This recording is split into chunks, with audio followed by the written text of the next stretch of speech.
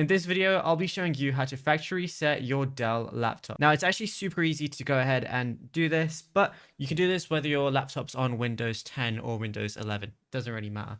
So what you want to go ahead and do is once you're on your desktop, is go to the bottom where it says search. There's technically two methods to do this, and I'll show you both of them. So if I typed in reset, it wouldn't come up. So what you got to do is type in factory, and then once you type in factory, you're going to see reset this PC. And it's going to be in the system settings. So if you want to do this, you could also just go over to settings, then go to system, and then go to recovery, and then it's going to be here as well. Then you're going to see recovery options. It's going to say reset this PC.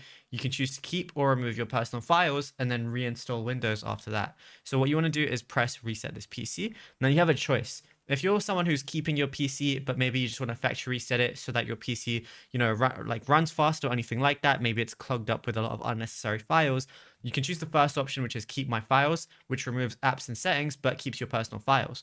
Or if you're someone who's like selling your PC or you want a complete fresh start, remove everything, which removes your personal files, apps, and settings as well.